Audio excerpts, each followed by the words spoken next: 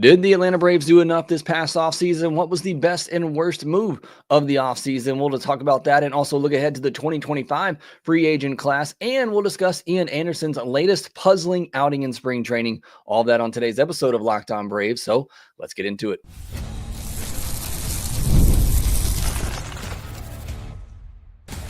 You are Locked On Braves, your daily Atlanta Braves podcast, part of the Locked On Podcast Network. Your team every day.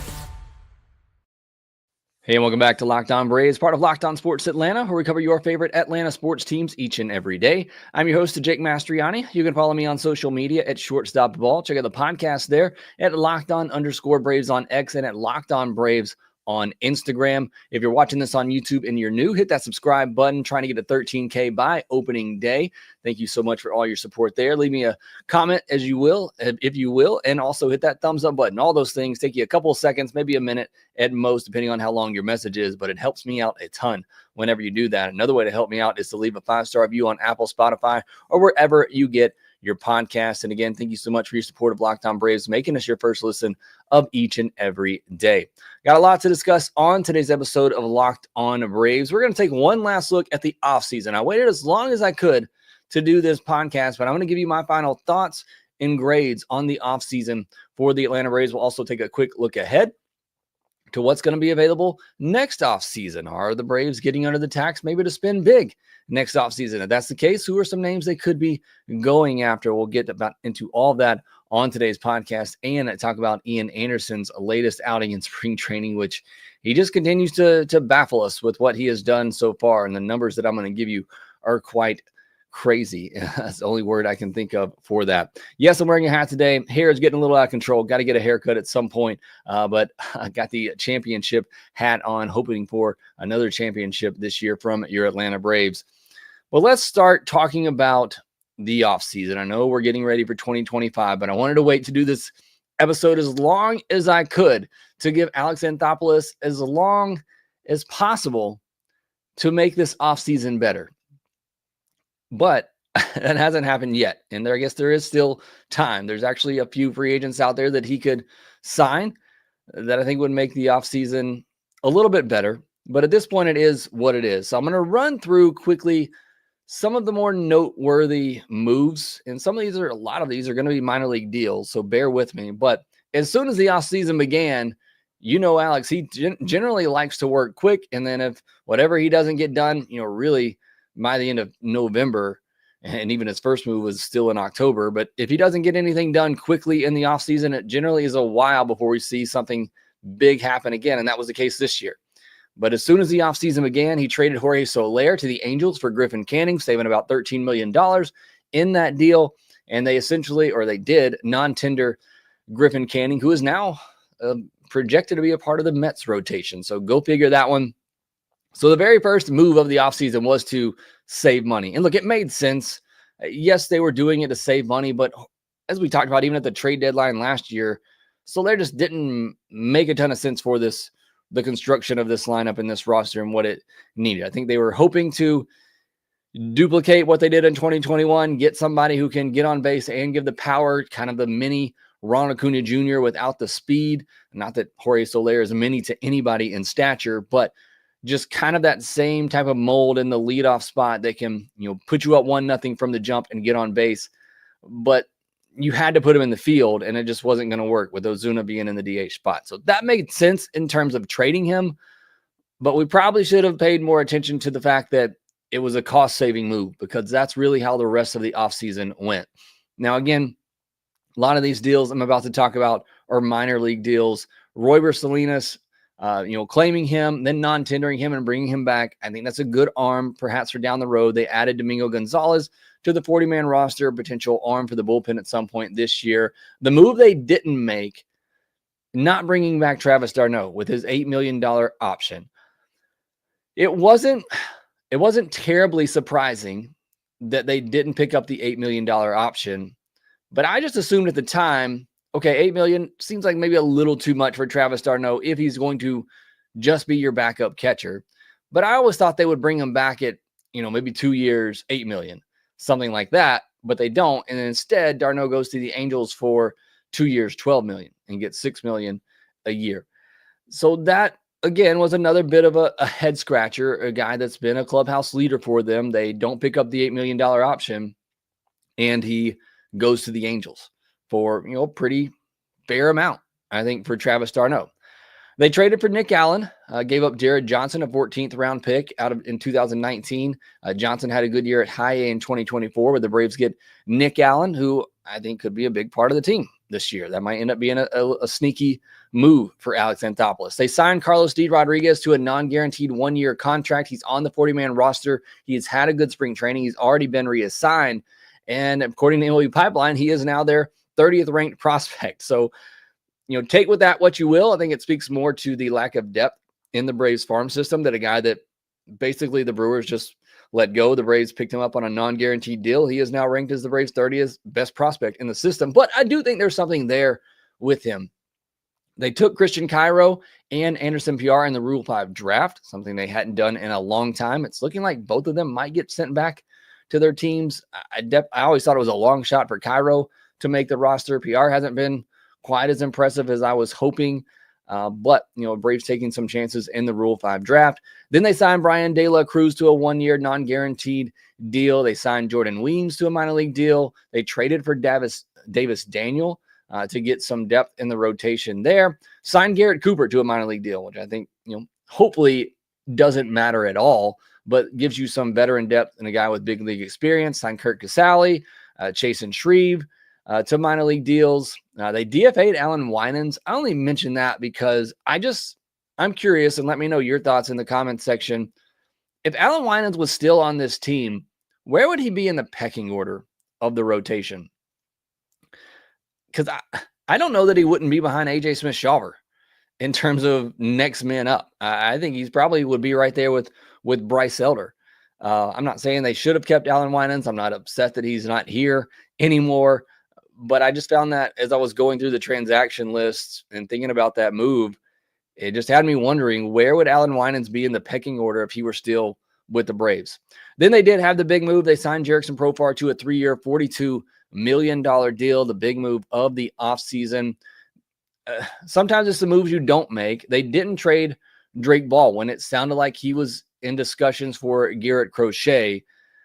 And look, I'm willing to admit I'm most likely going to be wrong on that. I said I would have given up Drake Baldwin for Garrett Crochet. That speaks more to how much I like Garrett Crochet, and I think he could be one of the best pitchers in all of baseball very shortly. But the Braves stuck to their guns, and they believed in their guy, and they've kept him, and now the Braves might actually really need him this year. So sometimes it's the moves you don't make. And again, I don't even think a move with Drake Baldwin and whoever else they would have had to give up in that deal would have beat what the Red Sox ultimately paid for Garrett Crochet. But that was just surprising news that we actually got from Grant McCauley on this podcast, who, he's the one that heard that Drake Baldwin was pretty much untouchable in talks with Garrett Crochet. So again, a move that you don't make, you hold on to Drake Baldwin, and now it looks like you could really need him. Chad Kuhl, Jake Diekman, Buck Farmer, Jake Marisnick, Hector Neris are all some other minor league deals that I think could pay big dividends. Also saw Jackson Stevens. I don't know if we never talked about this. It just slipped my mind. I don't remember them bringing back Jackson Stevens. Obviously, may not factor into the equation at all, but just a fun guy to have around, certainly. So glad that he's back with the organization. So those are the moves of the offseason. Again, nothing major there. Trading Jorge Soler, freeing up some money, trading for Nick Allen, signing Jurickson Profar. Those are the big moves of the offseason. Outside of that, it's really just a lot of minor league deals that they made. Now, let's backtrack for just a second, and let's go to the beginning of the offseason. What were the needs that had to be addressed? Outfield, they addressed that with Profar. Starting pitching depth, that has still been left unaddressed. After the Jimenez injury, you really needed a setup man, and that really wasn't addressed either, although it could be with Hector Neris if he were able to get back to his 2023 form and really where he was before that. I mean, he's been a good pitcher for most of his career. And, bullpen, you can figure out more so during the season. I wanted to get into moves that you wish the Braves would have made, and maybe we still will talk about that. But I'm going to go through my list. But I asked you as well on social media, what are some moves that did get made this offseason that you wish the Braves would have made? We'll talk more about that here and next. Looking for a snack that's both delicious and nutritious? Crack into a good source of protein with Wonderful Pistachios. Wonderful Pistachios is one of the highest protein nuts, with each 1 ounce serving having 6 grams of protein, giving you over 10% of your daily value. Plus, they're packed with fiber and better for you unsaturated fats to help keep you feeling fuller longer. Personally, I love the no shells variety. I'm always on the go, driving the kids to school, picking them up, running errands. So it's good to have on the go that doesn't make a mess. But if you love cracking open every shell for that satisfying crunch, the in-shell options are a classic favorite. Wonderful Pistachios is a complete protein providing all 9 essential amino acids. Whether you're running between meetings or dropping off the kids like me, Wonderful Pistachios are the snack that works as hard as you do. Get snacking and get cracking with the snack that packs a protein punch. Visit wonderfulpistachios.com to learn more.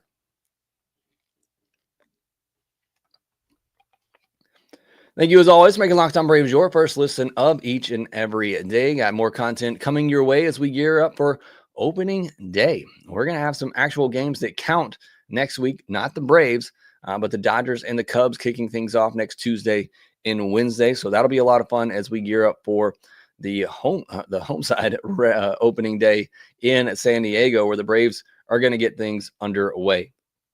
Well, left things off looking at moves that were made this offseason that I would have liked to have seen the Braves make.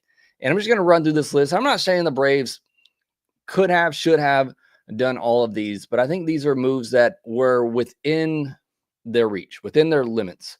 Jack Flaherty, 2 years, $35 million, although that is a little bit misleading because in 2025, he's set to make $25 million and can opt out after that. So it's essentially a 1 year, $25 million deal. Braves were not going to front load that for 2025, but just the 17.5 AAV on that deal, the Braves could have done. Teoscar Hernandez, 3 years, $66 million. I would have been more than happy with that for the Braves, but he was never going to leave the Dodgers, so I don't think that was ever really an option. Jeff Hoffman got 3 years, $33 million from the Blue Jays. Deferred money in that, also some medical issues. This is actually the one guy we heard this offseason the Braves were very much in on and perhaps even made a 5-year offer for him before the medical came back with some questions on it, and the Braves and one other team, can't remember the team right now, backed out of that deal. I think it was the Orioles, but they backed out of that deal. So the Braves were in on him, and it sounded like they were actually willing to go pretty far on him until the medicals just didn't come back clean. Tyler O'Neill, 3 years, $49.5 million. I think I like the Profar deal better, especially for what Profar brings to the team. But Tyler O'Neill, it's not a terrible deal, a guy that has big power, but he also hasn't been able to stay healthy. Clay Holmes, 3 years, $38 million. I thought Clay Holmes might be that perfect fit for the Braves this year to try to pull that trick again like they did with Ronaldo Lopez last year and take that reliever who's trying to move into a starter's role. 3 years, $38 million. That is more than what the Braves gave Ronaldo Lopez, so it was a bit more expensive.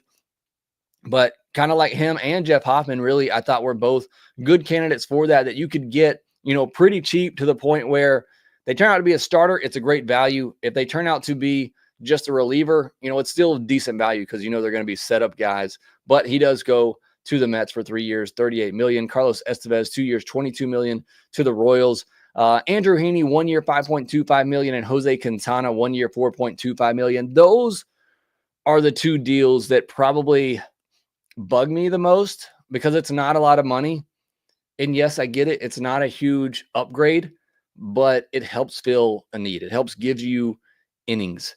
And, you could have come into camp. You could have signed Jose Quintana to $4 or $5 million, brought him into camp. And if Ian Anderson and Grant Holmes are both throwing the ball well, if everybody stays healthy, you just go with the 6-man rotation to begin the year and let that work itself out till either somebody gets hurt or somebody pitches their way out of the rotation, and it builds you in some more quality depth that you have, but they just weren't willing to do that.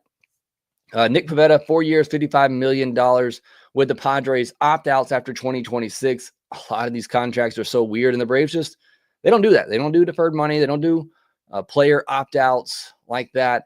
So it's going to be hard for them to do some of these deals. They're probably going to have to come off that at some point. Michael Conforto, 1 year, $17 million. I would have been okay with that. AJ Minter, 2 years, $22 million. Now that's probably a little bit too much for AJ Minter for where his health status was at the end of 2024, but not a terrible deal. But just hate to see him go to the Mets. Kirby Yates, 1 year, $13 million. Max Kepler, 1 year, $10 million. Max Kepler's a guy that I've liked for a while from the left side. Chris Martin, 1 year, $5.5 million.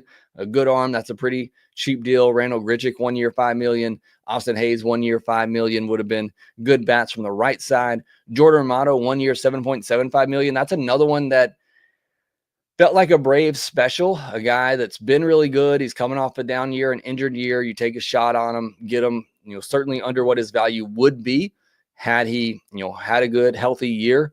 But the Phillies take advantage of that one. So that's another frustrating thing about this offseason is some of the good values that were had this offseason were had by your division rivals. Jesse Winker, 1 year, $7.75 million. I don't hate that one as much, not doing that one. But those were some of the deals out there that I thought were within reach for the Braves to do that could have helped this team that weren't made. But I think the ones that I come back to are, again, not the big deals, but the Jose Quintana, the Andrew Heaney, just not getting that depth starter to give you those innings that you need to get through a regular season. That's what's just really perplexing for me about this offseason is just not taking a chance on a Kyle Gibson, a Lance Lynn that's still out there, getting somebody like that for under $5 million just to build some depth in your rotation. And if you need to go to a 6-man rotation, so be it. So my final takeaways from the offseason, I think it's pretty clear that Alex Anthopoulos and the Braves would like to stay under the tax if possible. I do believe that they would have gone over it for the right player, for the right price. And if you believe the rumors on Jeff Hoffman, there's a chance that if they did that and then still did the Profar move, which there's no guarantee they would have also done the Profar move had they done the Hoffman move, then they would have gone over the tax. So I think they're still willing to do it and would do it if it made sense. But I think if at all possible, they would like to stay under the tax this year and reset that. So my overall grade for them is a C+, which many of you is probably going to think is too generous. I know many of you are more upset about this offseason than even I am. But part of that is just because I think the team as constructed is still good and still good, certainly good enough to win a World Series. There wasn't a lot you had to do, but I do feel like you could have done more to give yourself a better chance. And really just, again, I wasn't asking for making the biggest moves in the offseason. I didn't need you to go sign a Teoscar Hernandez. I think you could have. I didn't need you to go sign a Corbin Burns. I didn't need you to go sign a Nick Pivetta, but I needed you to sign a Jose Quintana. I needed you to sign an Andrew Heaney. I needed you to sign a Kyle Gibson. I needed you to sign one of these relievers, veteran relievers on a nice deal for $6 million or less to get a proven guy, one that's not coming off a down year, trying to prove themselves once again, which is what they ultimately went out and got on all these minor league deals. I think more so it's just the rotation that worries me because we're going to talk about Ian Anderson here in a second. You're putting a lot of faith in Sale and Lopez, doing it again. You're putting a lot of faith in Spencer Strider coming back and being the guy that he was. You're putting a lot of faith in Spencer Schwellenbach in his sophomore season. And then you're putting a lot of faith in Grant Holmes, who hasn't been a big league starter ever. And then you're putting a lot of faith in Ian Anderson, who got demoted before getting injured, then got injured, hasn't pitched in a while. And then you're putting a lot of faith in AJ Smith-Shawver, who is still a really young pitcher trying to figure out how to pitch. It's just there's too many question marks for me in this rotation. And again, I like this rotation. I think it has a chance to be one of the best in baseball.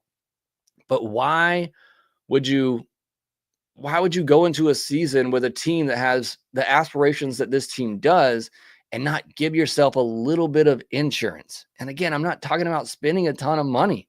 These are deals that are less than $6 million for 1 year. That's the head scratcher for me. And it's what upsets me the most about the offseason, just failing to address starting pitching depth at all. And it's not over yet. Those guys I mentioned, Kyle Gibson, Lance Lynn, David Robertson, they are all still out there and available. And I would imagine could be had for a pretty cheap price. but just not doing enough, in my opinion, to give yourself the best chance. So quickly, let's turn our attention to 2025, and then we'll get into Ian Anderson's outing. The top relievers next offseason, or sorry, not top relievers, the top free agents next offseason will go down position by position. JT Realmuto, Salvador Perez, not happening. The Royals aren't going to let him go, and he's not going to leave the Royals, but he could potentially be available. First base is kind of loaded. You got Vladdy, Pete Alonso, who could opt out, Josh Naylor, Yandy Diaz has a club option, Paul Goldschmidt, Rhys Hoskins has a mutual option, Carlos Santana, Justin Turner, Josh Bell, Lamont Wade Jr., Ty France. At second base, you have Luis Ariz. I'm curious to see what his market's going to look like. Ozzie Albies. I freaked out for just a minute when I saw that, but it is a very modest club option that is most likely going to get picked up. Gleyber Torres, Brandon Lowe, club option. Luis Rengifo, Thairo Estrada has a mutual option. At third base, Alex Bregman could opt out of his deal. Eugenio Suarez, Max Muncy has a club option. Gio Urshela could come back as well. At shortstop, this is the one that most of you are most interested in. I just said most twice in a row there.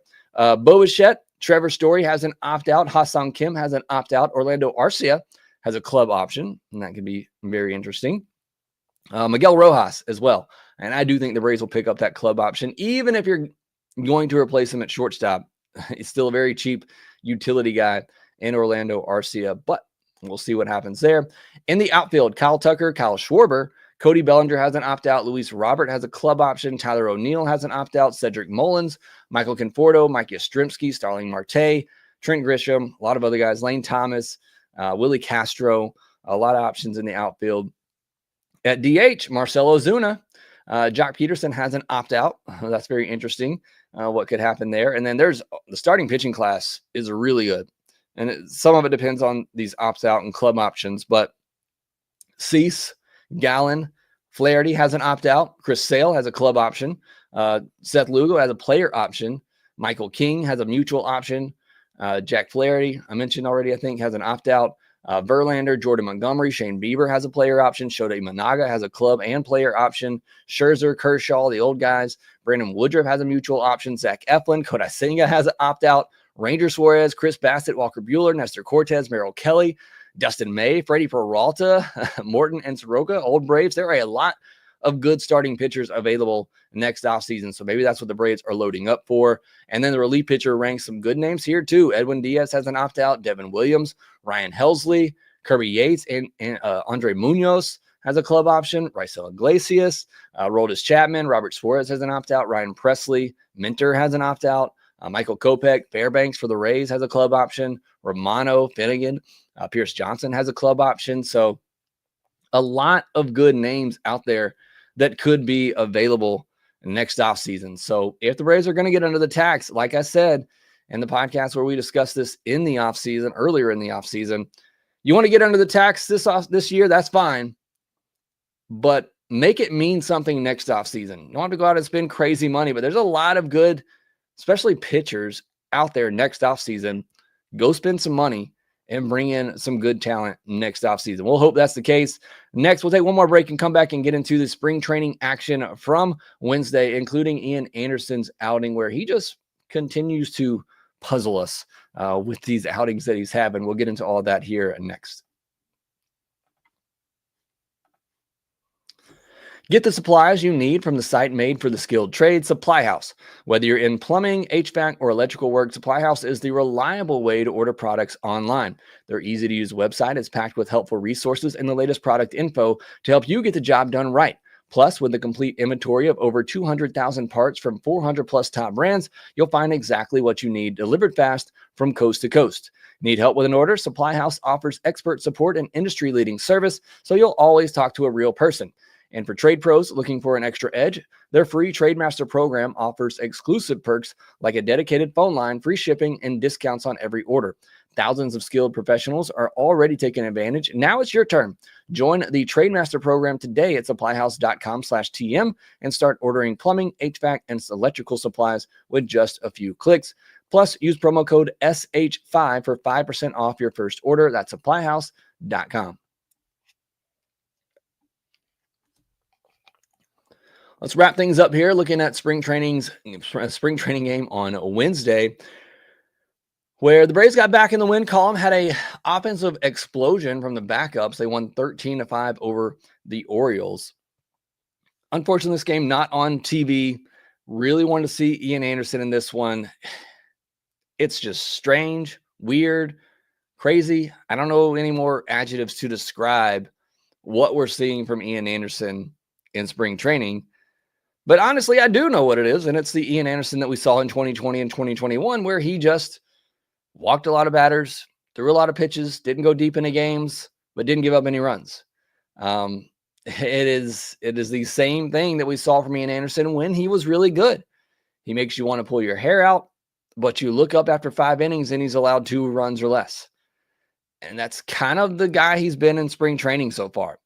On Wednesday, he went 4+ innings, gave up 2 hits, walked 4, 2 earned runs, 1 strikeout. He had 8 groundouts in this one, which is a pretty good sign for Ian Anderson.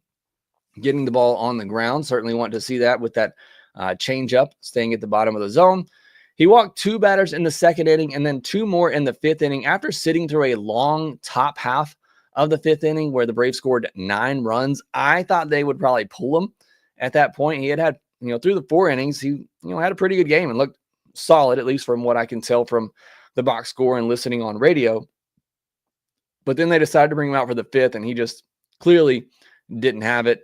Then he gave up a double, walked 2 batters, loaded the bases, and then got pulled, and then a couple of runs came in. Only on radio, like I said, no TV, so can't give a lot of detail, but it just sounds like the same old Ian from what we saw.